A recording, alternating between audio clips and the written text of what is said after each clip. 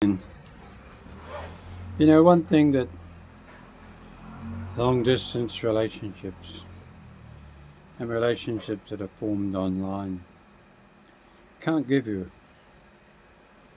Calvin has often said, boots on the ground, which is a good expression, very military one. But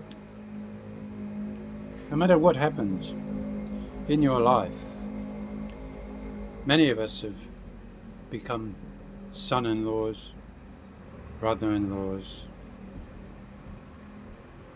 step-parents. And in doing so, we take on that role knowingly. In the West, of course, your daughter brings her husband a Sunday lunch, and the family talk about family things. And no doubt, the son-in-law, that's you, sort of has an inkling as to what's going on. You can join in the conversation without pointing fingers.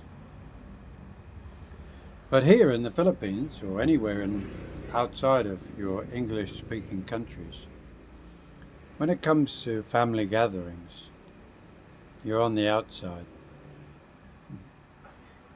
I don't believe, even if you could speak fluent Tagalog or Visaya or any of the many languages spoken here, that you'd be any more involved, any more closer to the action. And it's that tends to isolate us. You hear so much about families and how important they are to each other here in the Philippines, and I agree with that. But just like any family, there are moments when the family itself is somewhat distant through maybe some of the children working overseas or living far away. But when they do get back together, there's no doubt that it's an all-on multitude of voices talking over each other, listening to each other, putting their tuppence worth in or pesos worth. But again, you'll sit there smiling, nodding, and maybe your partner occasionally looks over to you, just knowingly, are you alright, dear? Or maybe if there's food available, she'll be the one that fills your plate and brings it to you, whilst everybody else is standing in line round the table, helping themselves to whatever they fancy. But of course she will know what you like, and she'll present you with a plate and make sure you're okay, asking you maybe reassuringly, you okay, dear?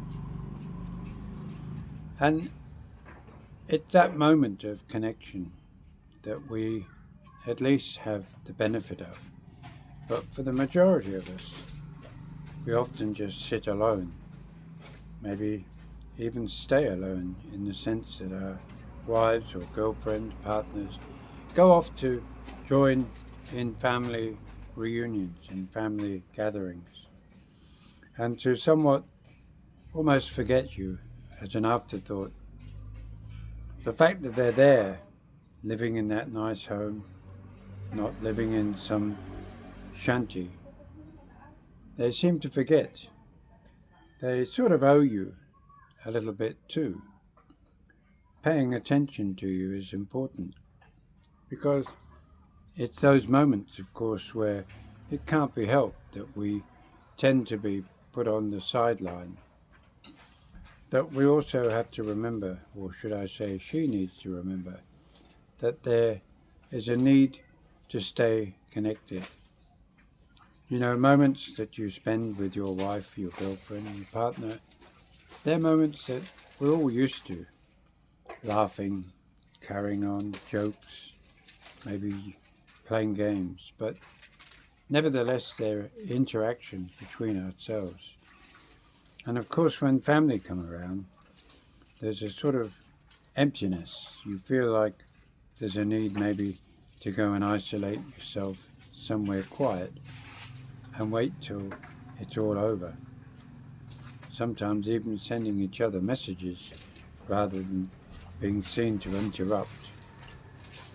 This is just part of living as a foreigner in a foreign land with a foreign partner. It doesn't have to be a dreadful, negative way of looking at it, but it's a reality that we must all prepare ourselves for.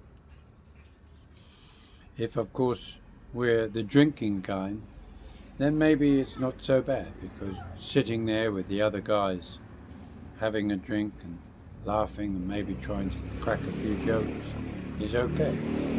But for those that don't, who sit there quietly, what is there left but Netflix, maybe reading a book? Oh, a book? What's that? But you know what I mean. So, guys, life isn't always a bowl of cherries.